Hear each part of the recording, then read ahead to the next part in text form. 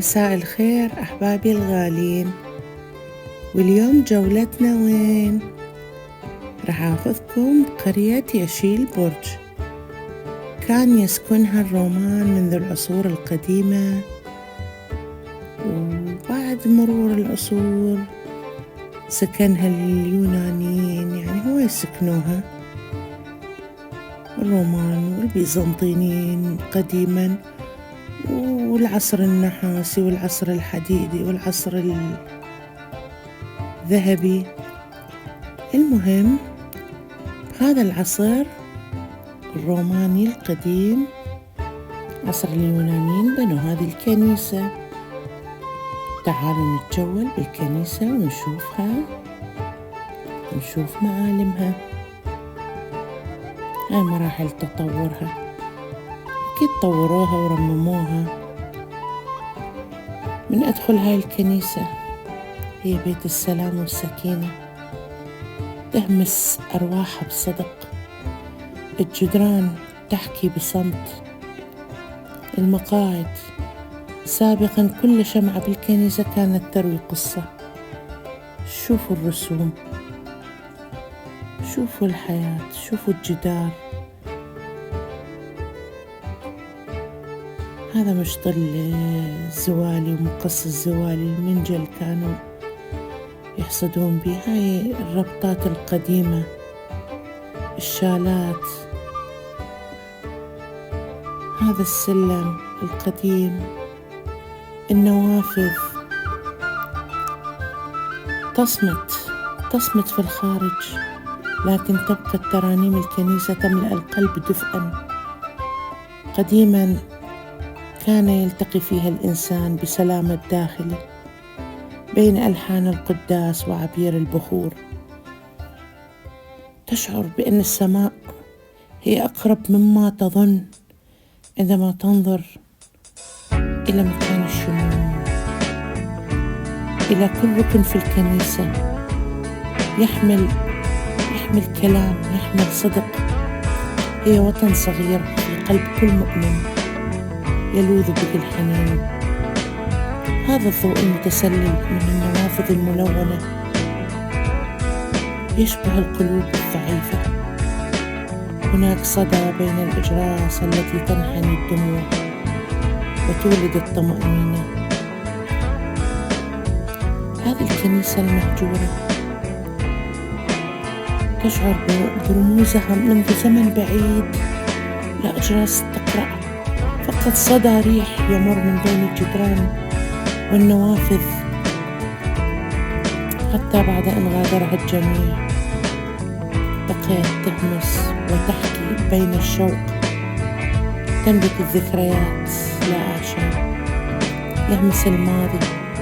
تبكي الجدران على تراتيل لم تردد.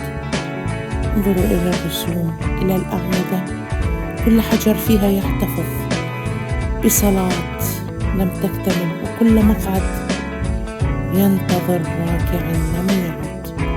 رغم الصمت والهواء الباقي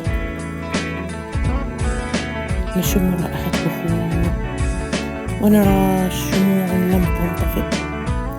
هذه ليس فارغة، الكنيسة ليست فارغة، بل مليئة بأرواح ما زالت تؤمن إن السلام يمكن أن يعود. وها هو عاد، كأنها قلب أحب بشدة ثم ترك. ما زال صداها يرتجف بين الجدران الباردة، تحكي حكاية قديمة. وهذه النوافذ نفتحها من جديد ونشم رائحة أوراق الخريف البعيدة، رائحة المطر، الجسور القديمة التي رممت حديثا. ما هذا الجمال! صفحات الكتاب التي تصفحتها، ما هذه الرسوم، ما هذه الجدران الجميلة، المكتبة. أشياء عادت من جديد تنبض بين الماضي والحاضر والمستقبل القادم.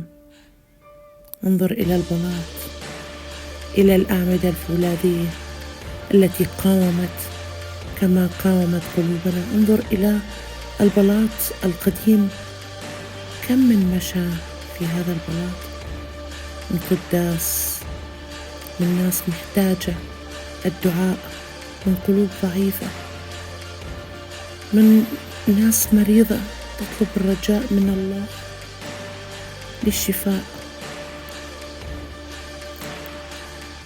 وها هنا نخرج ننظر إلى السماء الجميلة ونسمع صوت صدى بعيد، صوت صدى يهمس لنا في آذاننا. عندما تهب رياح الخريف نشعر كأنها تلامس ذاكرتنا القديمة برفق، بين لون الذهب في الأوراق وصوت الريح يختبئ معه الدفء رغم البرودة. وها نحن نرى أوراق الخريف ونرى شمس الخريف الدافئة. رائحة الخريف تحمل سكونا لا يشبه أي فصل. قد ساقت أوراق الخريف كأنها رسائل وداع صامتة. ها هو الخريف، فصل الحنين والألوان الدافئة. في هذا الخريف حتى الرياح تبدو كأنها تتحدث بهدوء. غروب الخريف له طعم حنين. هذا هو الخريف، له طعم جميل. وها هنا من هذا المكان نرى كل شيء جميل، وقلوبنا كأوراق الخريف أيضا جميلة بالرغم من الهم والحزن، لكننا سننتصر أكيد. أحب صوت الأوراق تحت قدمي، كأنها موسيقى خفيفة للحياة بين الأوراق المتناثرة. تختبئ القصص التي لم تكتب بعد. الخريف يجعل الأرض لوحة من الدفء رغم برودة الهواء. لا شيء أجمل من نزهة هادئة بين أوراق خريفية ذهبية. كل ورقة تسقط تكتب فصلا جديدا في حكاية الطبيعة.